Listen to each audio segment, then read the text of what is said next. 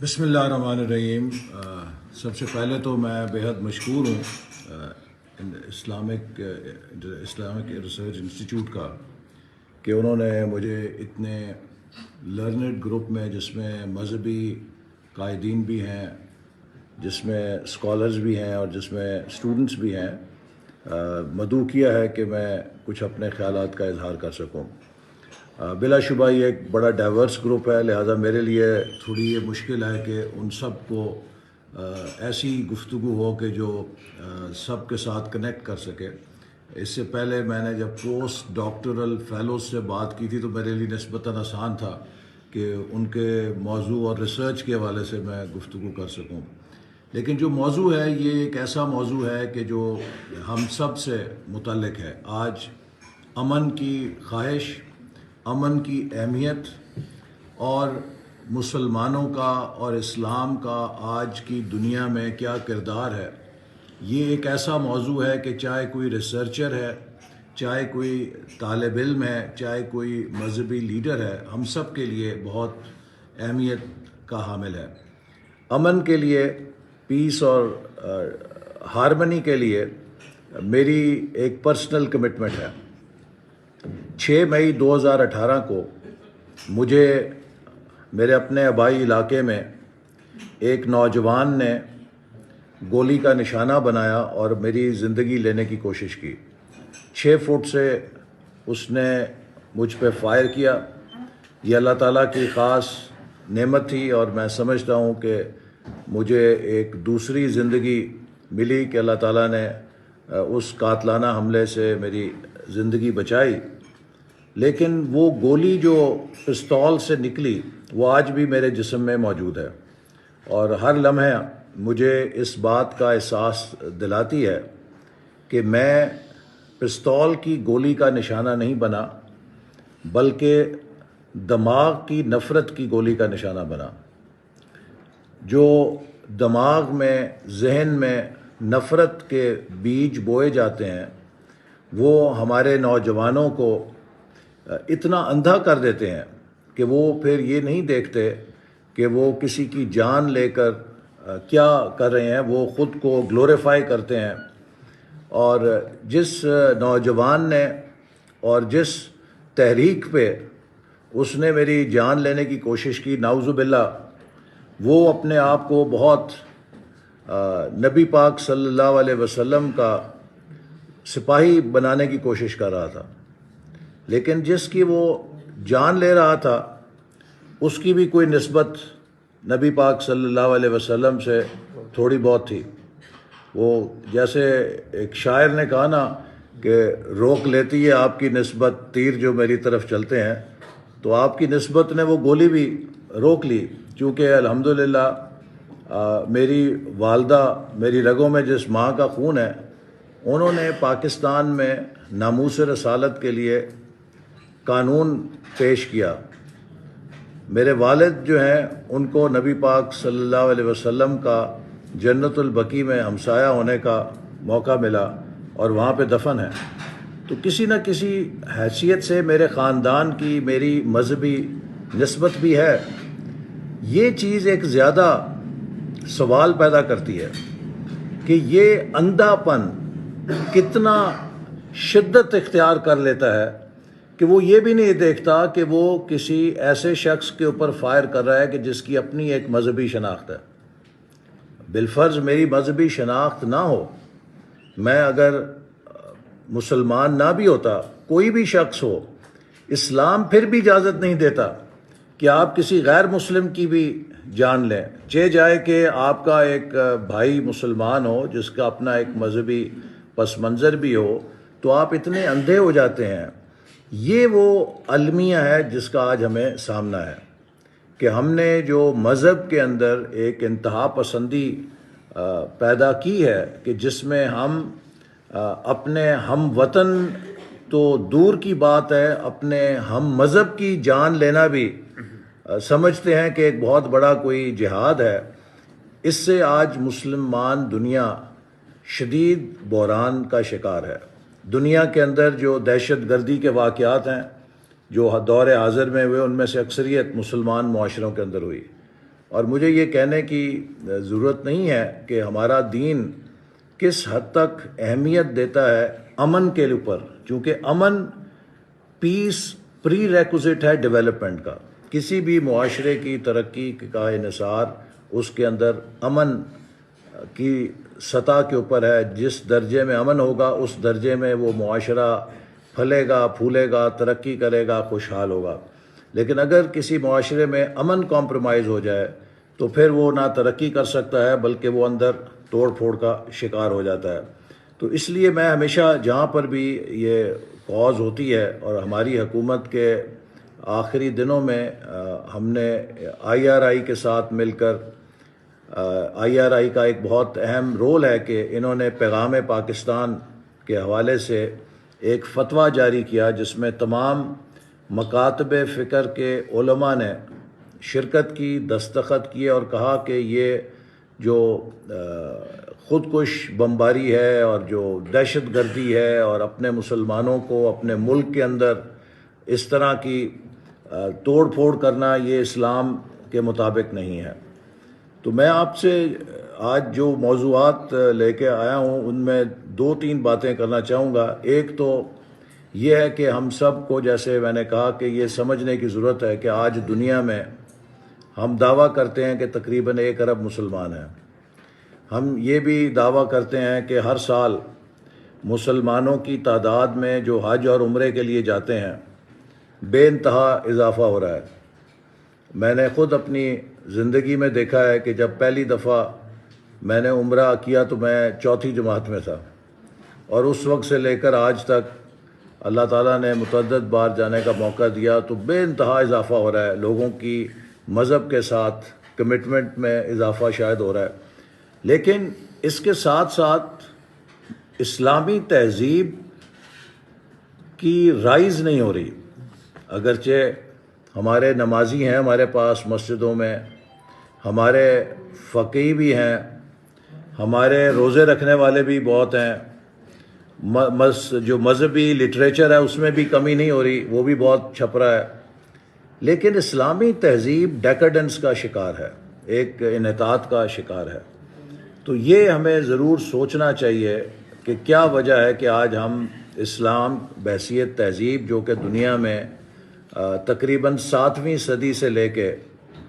14ویں 15ویں صدی تک ایک بہت بڑی قوت کے طور پہ دنیا میں غالب تھی، 14ویں 15ویں صدی کے بعد اس میں ایک زوال شروع ہوا، اور آج ہم جس مقام پہ کھڑے ہیں اس کے کیا اسباب ہیں؟ ہمارا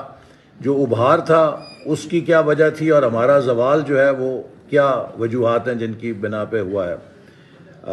تاریخ میں 2 لوگوں نے بہت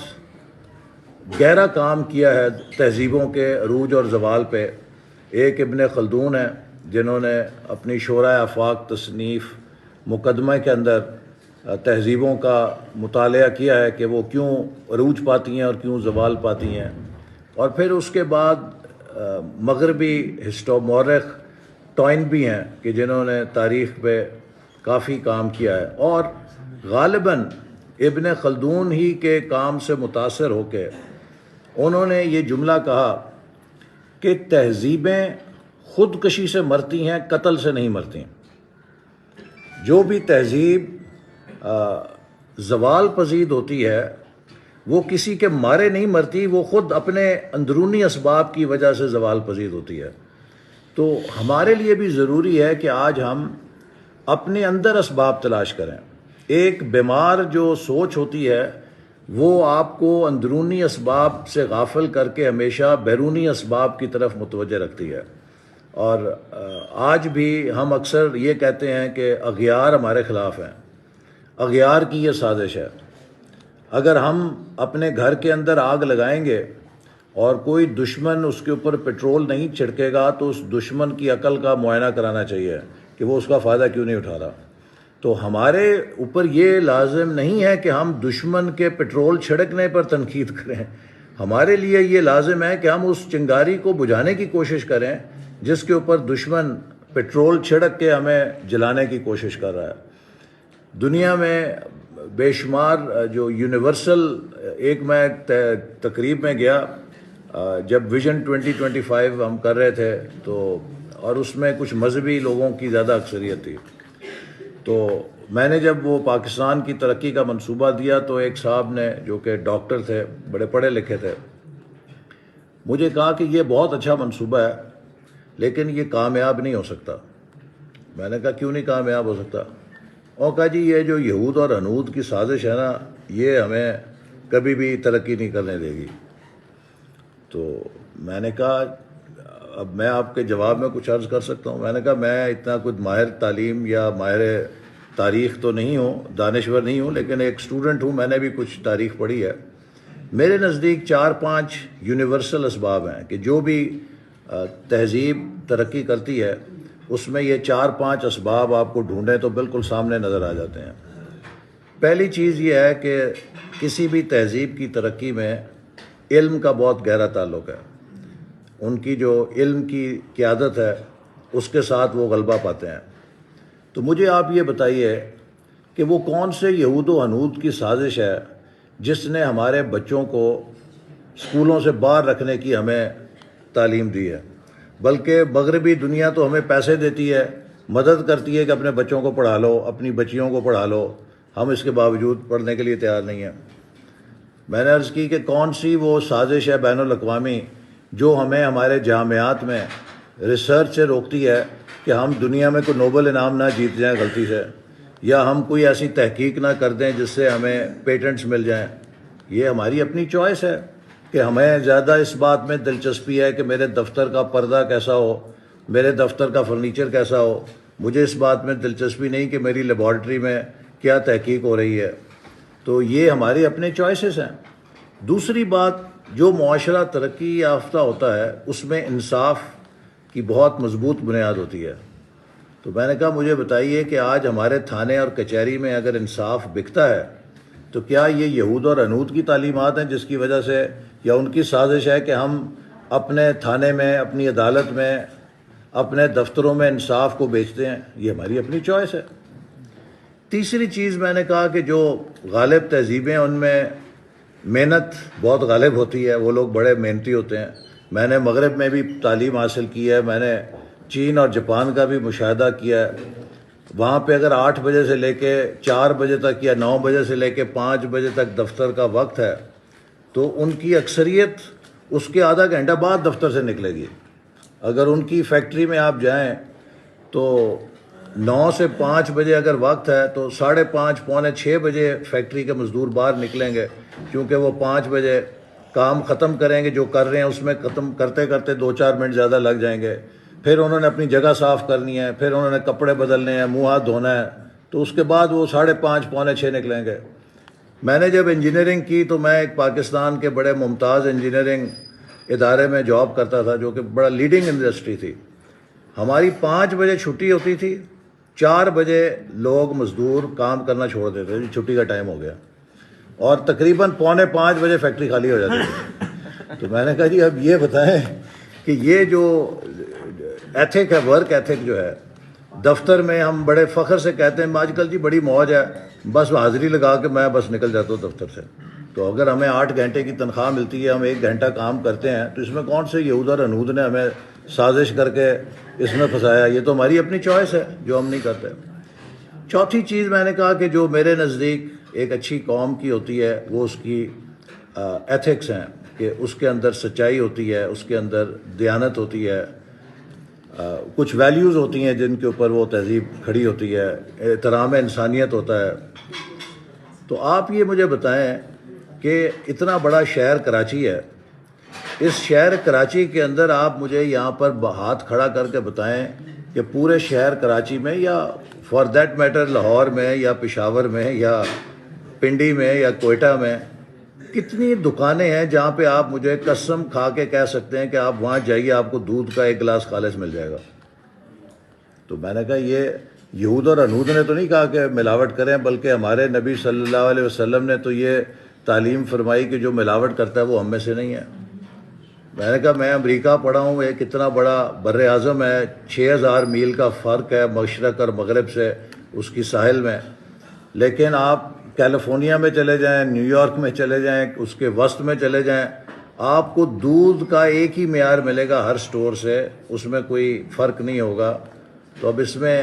یہود اور انود کی سازش کہاں سے آ گئی؟ تو اصل بات یہ ہے کہ ایک بیمار شخص اور ایک بیمار معاشرہ وہ اپنے انٹروسپیکشن کی بجائے، اپنی خود احتسابی کی بجائے بیرونی اسباب پہ تکیہ کر کے اپنے حال کو جسٹیفائی کرنے کی کوشش کرتا ہے. اور ایک جو زندہ معاشرہ ہے وہ اپنے خود احتسابی کے ذریعے، اپنی اصلاح کے ذریعے، اپنے عمل کے ذریعے اپنے حال کو بہتر کرنے کے لیے، اپنے کل کو آج سے بہتر کرنے کے لیے ہر وقت کوشاں رہتا ہے. تو یہ جب سپرٹ ختم ہو جاتی ہے تو وہ معاشرہ ڈیکیڈنس میں چلا جاتا ہے کہ جب آپ اپنے حال کے لیے جسٹیفیکیشن تلاش کرنا شروع کر دیتے ہیں کہ ہم اس حال میں کیوں ہیں، ٹھیک ہے جی بس ہمارا تو کوئی قصور نہیں، ہم تو اچھے بھلے ہیں، دنیا ہماری بڑی دشمن ہے. تو میں سمجھتا ہوں کہ یہ ایک چیلنج ہے کہ جس کا ہمیں آج سامنا کرنا ہے کہ ہم کس طریقے سے ایک فکری نشت ثانیہ، ایک سوچ کی فکر کی نشت ثانیہ اپنے معاشرے میں، اپنی مذہب کی روایت میں پیدا کریں کہ جس سے ہم اس جال سے یا اس ٹریپ سے نکل سکیں جس میں ہم پھنسے ہوئے ہیں. اس وقت اگر آپ دیکھیں کہ جب اسلامی تہذیب کا جو سفر ہے، اس میں جو بین الاقوامی سطح پہ لٹریچر ہے، اس میں لوگوں نے 3 سطحوں پہ کام کیا ہے. ایک یہ ہے کہ انہوں نے کہا ہے کہ اسلام جو ہے وہ بحیثیت تہذیب، اس کا کیا ہال مارکس کیا تھے، کیا اس کی کور ویلیوز تھیں جنہوں نے اس کو دنیا کے سامنے ایک متبادل کے طور پہ پیش کیا. سب سے پہلی چیز توحید. انہوں نے کہا کہ یہ پہلا مذہب تھا جس نے ایک اللہ کو اس طرح واضح طور پہ عقیدے کو دنیا کے سامنے اجاگر کیا، جبکہ وحدانیت اللہ تعالیٰ کی اور اللہ کی جو ایک ہونا ہے وہ بہت سے باقی مذاہب میں دھندلا گئی تھی، اس کی مسخ شدہ شکلیں تھیں. تو اسلام کی جو پہلی خوبی تھی وہ یہ تھی کہ اس نے اللہ تعالیٰ کی وحدانیت کو بڑے قوت کے ساتھ پیش کیا، اور یہ اس کی ایک بہت بڑی طاقت تھی. دوسری اسلام کی جو خوبی تھی وہ اس کی یونیورسیلٹی تھی کہ یہ اس وقت ایک ایسا متبادل نظام تھا، ایک ایسا مذہب تھا کہ جس نے ہر قسم کے تعصب کو ختم کر دیا. اس کا پیروکار چاہے گورا تھا، چاہے کالا تھا، چاہے عربی تھا، چاہے اجمی تھا، وہ کسی بھی انڈونیشیا سے تھا، افریقہ سے تھا، اس کے لیے کوئی تخصیص نہیں تھی اس کی زبان کی، اس کی نسل کی، اس کے قبیلے کی. تو جو اسلام کی ایک یونیورسیلٹی تھی یہ اس کی ایک بہت بڑی خوبی تھی. تیسری بات اس کی ماڈریٹ ریشنلزم، کہ اسلام نے بہت خوبی کے ساتھ روحانی اور میٹیریل جو دنیا تھی اس کو بیلنس کیا. اس کی جو اسپریچویلٹی تھی وہ اس کے میٹیریل بینگ سے متصادم نہیں تھی. اس نے رہبانیت کو بھی فروغ نہیں دیا اور اس نے مادہ پرستی کو بھی فروغ نہیں دیا، بلکہ دونوں کو بڑے خوبصورت طریقے سے بلینڈ کر کے ریزن کو، لاجک کو اپنے بیانیے میں اور اپنے ڈسکورس میں اکوموڈیٹ کیا، جس کی وجہ سے اس کے اندر ایک ڈائنامزم مسلسل موجود رہا. چوتھی چیز اس کا ٹالرنس، کہ یہ انتہائی بردباری کا مذہب تھا. اور آپ دیکھ لیجئے کہ ہم اکثر حوالہ دیتے ہیں اس حدیث کا کہ نبی کریم صلی اللہ علیہ وسلم نے کہا کہ اگر کسی نے، مسلمان نے کسی غیر مسلم کے خلاف، جس نے اسلامی معاشرے میں جو مقیم ہو اس کو قبول کیا ہو، اس کی جان اور مال کا نقصان کیا، تو قیامت کے دن میں اس کے لیے مدعی ہوں گا، اس غیر مسلم کی طرف سے میں مقدمہ کروں گا اس کے اوپر. تو اس حد تک جو ایک اکوموڈیشن تھی. اور اس کا آپ واضح مثال یہ دیکھ لیجئے کہ جب اسپین میں مسلمانوں کی حکومت قائم ہوئی تو یہودیوں کو پناہ جو ہے وہ مسلمان ریاست نے دی، جو اس وقت وہاں بڑی پرسیکیوشن کا شکار تھے وہاں پہ نصرانیوں کی. تو وہاں پر جو یہودی ہیں انہوں نے آ کے پناہ لی. اسی طرح ہمارے ہندوستان کے اندر جب مسلمانوں کی حکومت آئی تو ایک بڑی ٹالرنس تھی، جس میں کہ ہماری جو مقامی ہندو آبادی ہے وہ بڑی انصاف اور امن کے ساتھ اس کے تحت رہی. ورنہ اگر کوئی جبر ہوتا تو پورا ہندوستان مسلمان ہو گیا ہوتا تلوار کے ساتھ. تو یہ جو ایک ٹالرنس تھی مختلف مذاہب کے لیے اور رنگوں کے لیے، یہ بھی اس کی ایک بہت بڑی اسٹرینتھ تھی۔ پھر اسی طرح جو ایک پانچویں چیز تھی کہ یہ ایک ایسا مذہب تھا کہ جو بڑی انٹیگریٹڈ اور بیلنسڈ سویلائزیشن جس نے فروغ دی۔ اس نے لوگوں کو صرف یہ نہیں کہا کہ اپنی جا کے مسجد میں عبادت کرو، بلکہ اس نے دنیا کی تعمیر کے لیے بھی اصول وضع کیے۔ لہٰذا آپ دیکھیے کہ جو مسلم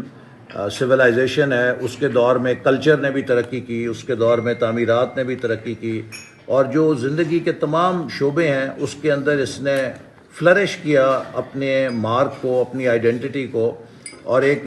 بڑی معاشرے کی انٹیگریٹڈ گروتھ تھی جو اس کے سامنے تھی۔ پھر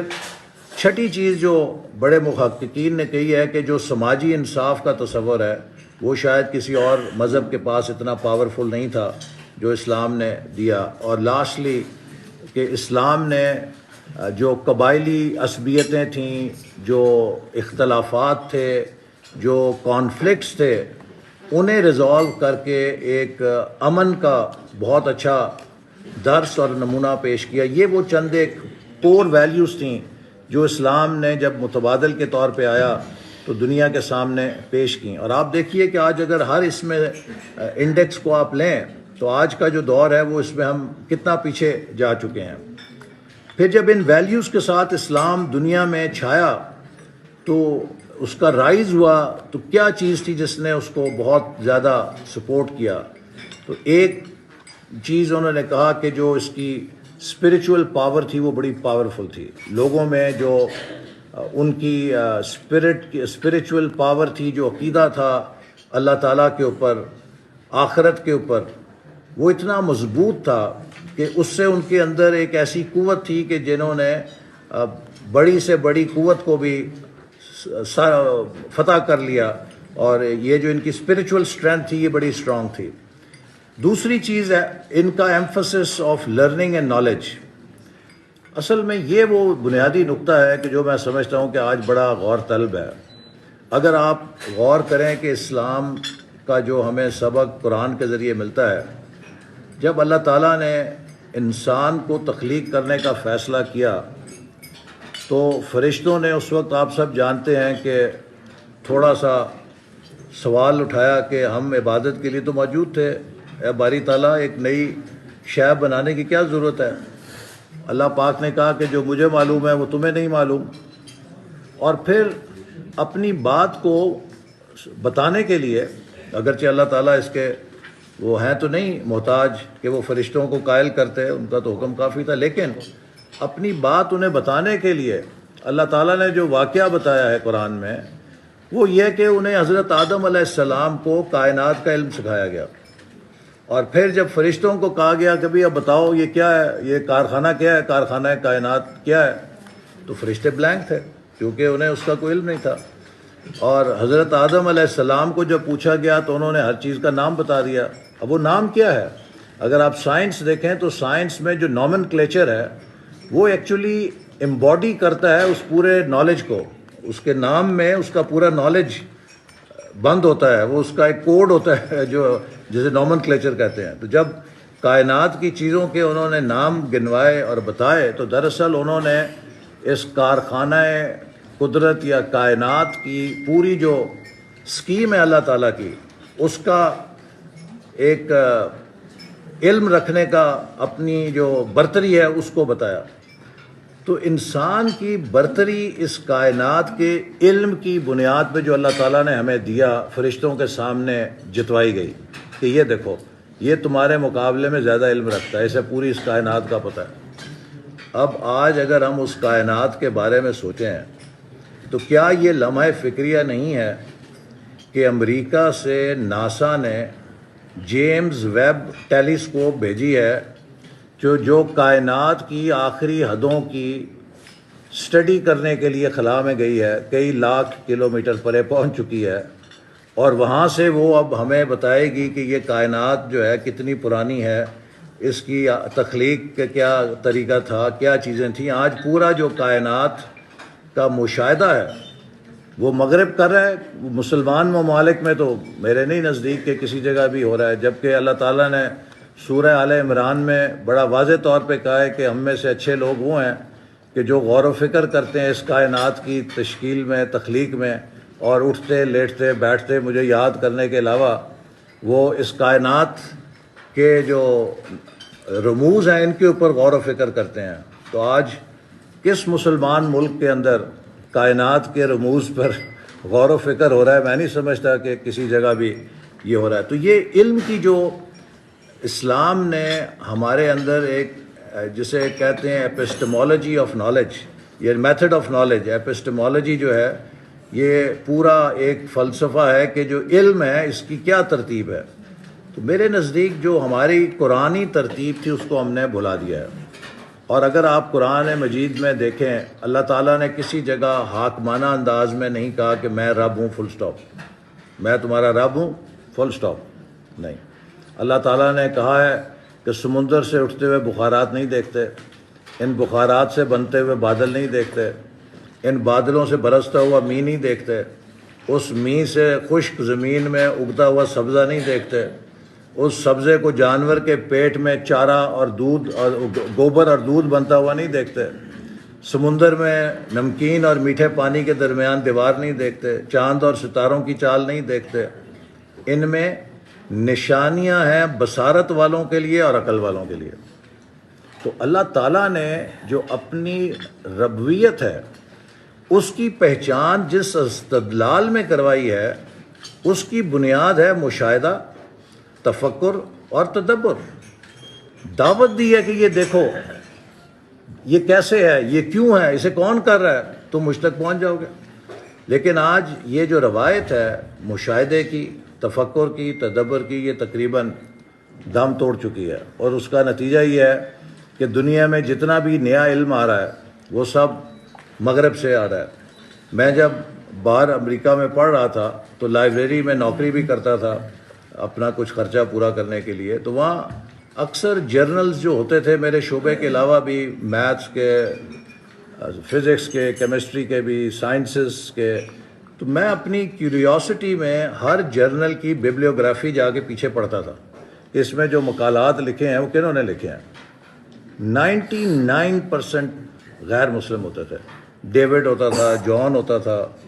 کوئی چیو ہوتا تھا، چینی ہوتا تھا، کوئی ایک آدھا موہن داس ہوتا تھا، 2-4 انڈینز ہوتے تھے، لیکن کوئی پاکستانی یا مسلمان شاذ و نادر آج سے 25-30 سال پہلے نظر آتا تھا۔ اب کچھ ہیں لیکن پھر بھی آٹے میں نمک کے برابر ان کا شمار ہے جو بین الاقوامی۔ آج اسرائیل ایک اکیلا کراچی سے چھوٹا ملک ہے، اس کی جو سائنٹیفک تحقیق ہے وہ 50 مسلمان ملکوں سے زیادہ ہے۔ تو کیا یہ لمحہ فکریہ نہیں ہونا چاہیے ہمارے لیے؟ تو یہ جو ایک emphasis of learning and knowledge تھا، یہ ہمارا جو دور تھا جب ہم غالب تھے، تو چاہے فزکس تھی، چاہے کیمسٹری تھی، چاہے میتھمیٹکس تھی، چاہے وہ الخوارزمی تھے، چاہے ابن رشد تھے، چاہے ابن سینا تھے، یا جو بھی اس وقت کے لوگ تھے، اگر اس دور میں نوبل انعام ہوتا تو 70% نوبل انعام مسلمان سائنسدانوں کو ملتا ہے، کیونکہ وہ ان کی لیڈرشپ تھی۔ تو یہ وہ روایت تھی جس نے ہمیں آگے بڑھایا۔ پھر تیسری چیز جو لوگوں نے کہی ہے کہ مسلمانوں میں جو ایبلٹی تھی to transform ideals of Quran to daily life, کہ ایک باعث فار ایکشن تھا، اور ہمیں ملتا بھی ہے کہ جب قرآن مجید کی ہو رہی تھی، نبی پاک صلی اللہ علیہ وسلم پہ وحی اتر رہی تھی، تو صحابہ کرام چند آیتوں کو بیٹھ کے 4-4 5-5 دن ان آیتوں کو پڑھتے تھے، سمجھتے تھے کہ ان کو اپنی زندگی میں کیسے نافذ کرنا ہے۔ تو جو قرآن کے ساتھ کوئی اس کا رٹا لگانا یا اس کو بس ناظرہ پڑھنے کا تعلق نہیں تھا مسلمانوں کا، مسلمانوں کا قرآن مجید کے ساتھ یہ تعلق تھا کہ یہ ہمارا مینول ہے، اس کے اندر ہر لکھی ہوئی چیز کو ہم نے اپنی زندگی میں نافذ کرنا ہے۔ تو یہ جو ایک ان کے اندر جستجو تھی، اس نے ان میں ایک باعث فار ایکشن پیدا کیا، ایک عمل کی طاقت تھی ان کے پاس، جس کی وجہ سے وہ تہذیب جو ہے وہ بہت غالب ہوئی۔ پھر اسی طرح کے لوگوں نے کہا ہے کہ مسلمانوں نے اپنے معاشروں میں انٹلیکچول فریڈم دی، اور آپ نے دیکھا کہ یہ جو مباحثے ہیں اور مکالمے ہیں یہ ہماری روایت تھی، اور جب ہمارا ایکچولی زوال شروع ہوا تو یہ اپنی انتہا کو پہنچ چکے تھے۔ بغداد کے اندر جو مباحثے ہوتے تھے وہ ایک دوسری ایکسٹریم پہ پھر چلے گئے ہوئے تھے، لیکن جو انٹلیکچوئل فریڈم ہے کہ جس کے اندر مباحثے ہونا، مکالمہ کرنا، یہ ایک اسلامی ٹریڈیشن تھی جس کو ہم نے ختم کر دیا. اسی طرح پولیٹیکل فریڈم تھی کہ ہم اکثر کہتے ہیں کہ جی ایک عام شہری خلیفہ سے سوال کر سکتا تھا. دنیا میں اس وقت تک اتنا کوئی پاورفل نظام نہیں تھا کہ جس نے سٹیزنری کو اتنا با اختیار کیا ہو کہ وہ حکمرانوں کا احتساب کر سکے. تو ایک اس کے اندر پولیٹیکل ڈائنامزم بھی تھا اسلام کے نظام میں. اس میں اوپننیس تھی، آئیڈیاز فرام آل اوور. کہ اگر آپ دیکھیے جو گولڈن پیریڈ جسے ہم اسلام کا کہتے ہیں، تو جو ہمارے اسکالرس تھے، انہوں نے یونان کے فلسفے کو بھی لیا، انہوں نے مشرق سے جو مرچنٹس آتے تھے ان سے بھی، ان کی بھی ریسرچ لیتے تھے، ان کی بھی یہ سفر ناموں سے استفادہ کرتے تھے. جو کوئی افریقہ کی طرف لوگ جاتے تھے ان سے بھی چیز لیتے تھے. ہر طرف سے جو علم آتا تھا اس کے لیے اوپن تھے،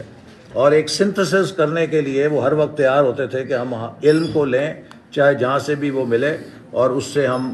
فائدہ لیں. تو یہ ایک اوپننس بھی ایسی تھی کہ جس نے اسلامی تہذیب کو بہت پاور دی. پھر جو گورننس تھی وہ بہت سپیریئر تھی کہ جس نے معاشروں میں لوگوں کو ڈیلیور کیا. اس وقت جو اسپین کی جب حکومت تھی تو پورا یورپ اندھیروں میں تھا. جب بغداد اور اسپین کے شہروں میں شام کو کمکمے جلتے تھے تو اس وقت یورپ کی گلیاں اور سڑکیں تو اندھیروں میں ہوتی تھیں، اور جب وہاں بارش ہو جاتی تھی تو کیچڑ میں وہ شہر ان کے لپٹ جاتے تھے. لیکن یہاں پر پکے راستے ہوتے تھے، اریگیشن کا سسٹم ہے، جو ہاسپٹلز ہیں، جو تعلیمی ادارے ہیں. تو اس ایک پورا نظام جو ہے وہ اسلام نے اس وقت لیڈرشپ کے طور پہ دیا. لیکن جب یہ 14ویں 15ویں صدی آئی تو پھر وہاں سے یہ ہمارا نیچے کو جب زوال شروع ہوا تو اس میں سب سے جو ایک امپورٹنٹ چیز ہے جس کو مورخین نے کہا ہے، انہوں نے کہا ہے کہ مورل ڈیکیڈنس آ گئی، اخلاقی طور پہ زوال شروع ہو گیا. اور وہ تمام اخلاقی بیماریاں جیسا جن کا میں نے ابھی آپ سے پہلے بھی ذکر کیا، چاہے وہ جھوٹ تھا، چاہے وہ دھوکہ تھا، چاہے وہ منافع خوری تھی، چاہے وہ ملاوٹ تھی، چاہے وہ کسی قسم کی جو اخلاقی بیماری تھی، وہ آہستہ آہستہ رشوت تھی، ناانصافی تھی، وہ کریپ ان کرنا شروع ہو گئی. اور جب یہ اخلاقی زوال شروع ہوا تو اس سے سیاسی زوال کا بھی آغاز ہو گیا. اور یہی وہ چیز ہے جو میں نے آپ کو شروع میں کہی کہ ابن خلدون نے اور ٹائن بھی نے کہا ہے کہ یہ کوئی بھی معاشرہ خودکشی کرتا ہے وہ قتل نہیں ہوتا. اسی طرح جب ان کی یہ زوال میں گئے تو ایک لارجر ویژن ختم ہوا. تو ٹرائبلزم اور ایتھنیسٹیز اور قبائلوں کی اور نسل کی اور رنگ کی عصبیتیں جو ہیں وہ ابھرنا شروع ہو گئیں. اور وہ جو اسلام کا ایک قوت تھی کہ اس نے تمام لوگوں کو شیر و شکر کر دیا تھا، وہ پھر دھندلاتی گئی. اور پھر جو ان کے اندر ٹرائبلزم تھا اور ان کی عصبیت یا رنگ یا نسل کی تقسیم تھی وہ غالب ہونے لگی، جس سے پولیٹیکل ڈس یونٹی ہوئی. اور اسی طرح جو نالج کی ٹریڈیشن تھی وہ فوارے جو ہیں خشک ہو گئے، اور اس کے بعد پھر ہم نے اپنا زوال شروع کر دیا. اور اقبال کے مطابق جو اجتہاد ہے وہ ایک مسلمانوں کی بہت بڑی طاقت تھا کہ وہ ہمیشہ جستجو میں رہتے تھے علم کے نئے فرنٹیئرز پہ جانے کے لیے. لیکن جب ڈوگما ان پر آ گیا اور وہ انہوں نے نئی سوچ کو، نئے حالات کو، افکار تازہ کو تلاش کرنا چھوڑ دیا اور سنگ و خشت میں وہ پھنس گئے، تو وہ بھی ان کی ایک زوال وہاں سے شروع ہو گئی. اور پھر آخر میں جو اسلام کی ایک ہولسٹک اپروچ تھی کہ ہم اس میں دین اور دنیا کی تقسیم نہیں کرتے تھے، وہ تقسیم آ گئی. اور ہم نے سمجھا کہ اسلام صرف نماز پڑھ لی تو اس کا حق ادا ہو گیا، لیکن جب ترازو پہ بیٹھنا ہے تو اس سے اسلام کا کوئی تعلق نہیں. اگر ہم نے حج کر رہے ہیں تو اسلام ہو گیا، لیکن جو کسی سے معاہدہ کیا ہے اس میں کتنے پورے اترنا ہے اس کا اسلام سے کوئی تعلق نہیں. اور آخر میں پھر باقی بات سوال جواب میں کر لیں گے. جب میں یہاں سے امریکہ پڑھنے گیا تو میرے لیے ایک بات بڑی حیرت کا باعث تھی کہ آپ کسی بھی اسٹور پہ چلے جائیں، کوئی چیز خریدیں، 1 مہینے کے اندر آپ لے کے جائیں کہ جی مجھے یہ چیز پسند نہیں آئی، میں واپس کرنا چاہتا ہوں. ان کے ماتھے پہ شکن نہیں آئے گی. اسی طرح مسکراہٹ کے ساتھ وہ آپ کی چیز پہلے آپ سے یہ کہیں گے آپ اس کے متبادل کوئی اور چیز لینا چاہتے ہیں تو آپ اگر کہیں گے جی ٹھیک ہے میں اور لے لیتا ہوں، اگر نہیں تو وہ آپ سے رسید لے کے آپ کو پیسے واپس دیں گے، تو آپ اپنے گھر تو وہ اپنے گھر۔ میں پریشان ہوتا تھا انہیں گھاٹا نہیں پڑتا، چونکہ ہمارے ہاں تو یہ ہے کہ جو دکان کا نام ہے اس سے زیادہ جلی حروف میں یہ لکھا ہوتا ہے کہ فروخت کیا ہوا مال واپس نہیں لیا جائے گا، تو یہ کیا ماجرا ہے؟ تو مجھے ایک جگہ پھر ایک حدیث پڑھنے کا اتفاق ہوا، اب مجھے اس کا حوالہ پورا یاد نہیں ہے لیکن اس کا موضوع کچھ ایسے ہے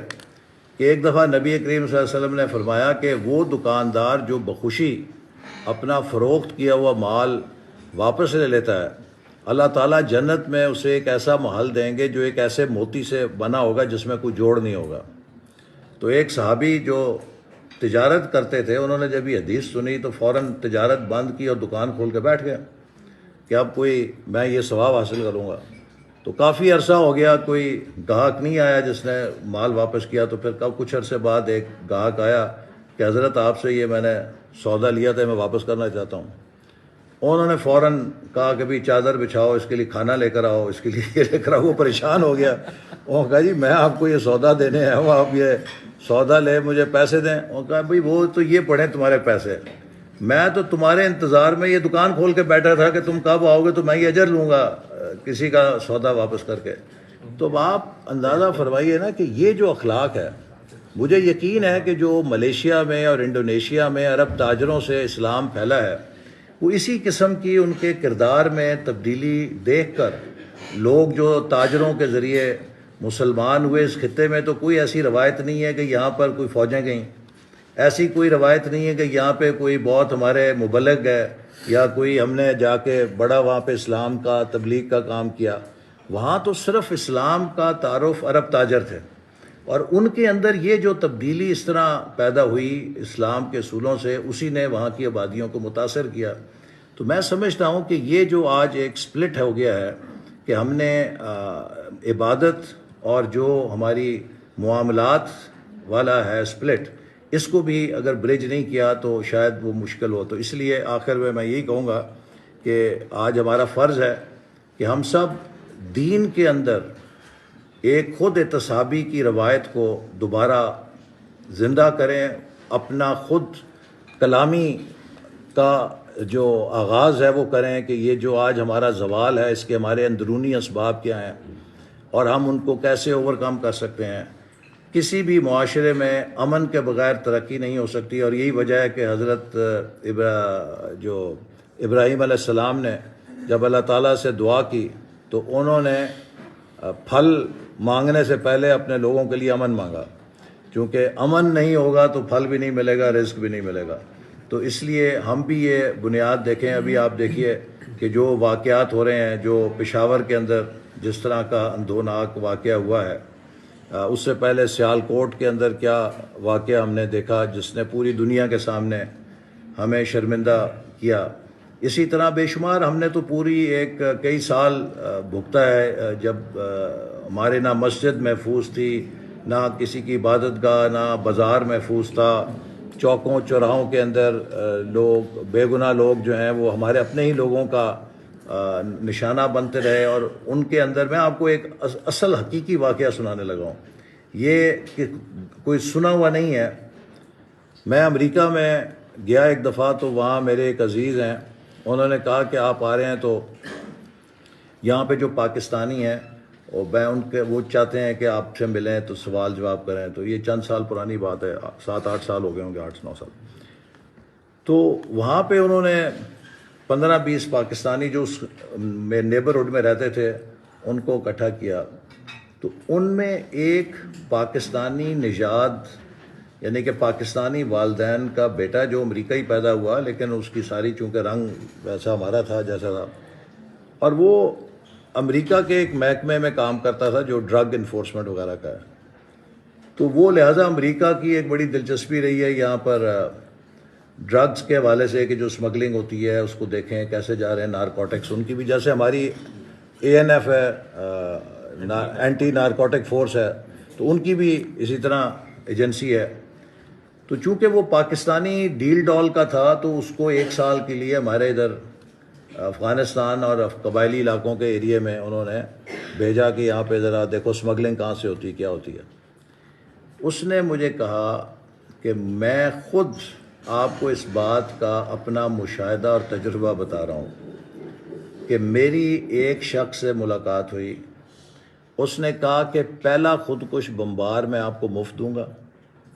باقی کا مجھ سے سودا کریں۔ اب یہ وہ بات ہے کہ جو میرے ساتھ ایک شخص نے خود کی ہے۔ تو یہ پس پردہ کون لوگ ہوتے ہیں، وہ کیسے لوگوں کو استعمال کرتے ہیں، ان بیچاروں کو نہیں معلوم ہوتا کہ جو اپنی تئیں پروگرام ہو کے تیار ہوتے ہیں خاص مذہبی جذبے کے تحت کہ ہم شاید سیدھے جنت میں جا رہے ہیں، لیکن انہیں یہ احساس نہیں ہوتا کہ تہ در تہ پیچھے ان کو کون کس مقصد کے لیے استعمال کر رہا ہے۔ تو یہ ایک بہت بڑا لمحہ فکریہ ہے ہمارے معاشرے میں کہ کوئی اگر اسلام کے نام پہ اپنے ہی ملک اور معاشروں میں تخریب کاری کرے، اس میں افراتفری پیدا کرے، تو وہ کیسا اسلام ہے، وہ کون سا اسلام ہے کہ جس کے ہم داعی ہیں۔ تو یہ ایک ایسا فریضہ ہے کہ ہمیں ہمیشہ اغیار نے آپس میں لڑا کے کمزور کر کے ہمیں مارا ہے، لیکن اگر ہم آپس میں اپنی شناخت پر متفق ہیں، اور اکثر ہمارے ایک بزرگ تھے وہ کہتے تھے کہ اسلام کا جو فارمولہ ہے ہم نے اسے الٹا کر لیا ہے۔ اسلام کا جو پیرامڈ ہے وہ یہ ہے کہ قرآن نمبر 1، سنت نمبر 2 اور فقہ نمبر 3۔ ہم نے اس کی ترتیب الٹ کر دی ہے، اور ہم یہاں سے نہیں شروع کرتے کہ قرآن میں اللہ تعالیٰ نے کیا کہا، نبی پاک صلی اللہ علیہ وسلم نے کیا فرمایا، اور اس کے بعد میرے حضرت صاحب کیا فرماوے ہیں۔ ہمارا جو دین ہے وہ شروع یہاں سے ہوتا ہے کہ میرے حضرت یہ فرماوے ہیں، تو اس کے بعد اگر کوئی تھوڑی بحث بچ گئی تو سنت پہ آ جائیں گے، اور آخر میں بیچارے قرآن کی باری پتہ نہیں آتی ہے کہ نہیں آتی۔ تو اگر ہماری یہ ترتیب ٹھیک ہو جائے کہ ہم قرآن، سنت اور فقہ کو اسی ترتیب سے رکھیں جو اس کی اصل ترتیب ہے پیرامڈ کی، تو پھر ہم قرآن اور سنت پہ اتنا یکجہتی پیدا کر سکتے ہیں کہ فقہ کا اختلاف ہمیں ڈسٹرب نہیں کرے گا۔ لیکن اگر ہم اس الٹی ریورس سیکوینس کے ساتھ چلیں گے تو آغاز ہی ہمارا اختلاف سے ہوتا ہے، اور پھر ہم اس کو برداشت بھی نہیں کر سکتے۔ تو میری دعا ہے کہ اللہ تعالیٰ ہم سب کو توفیق دے کہ ہم امن کے داعی بنیں، اور جو ایک علم کی ٹریڈیشن ہے اس کا دوبارہ احیا کر سکیں۔ بہت شکریہ۔ ماشاءاللہ۔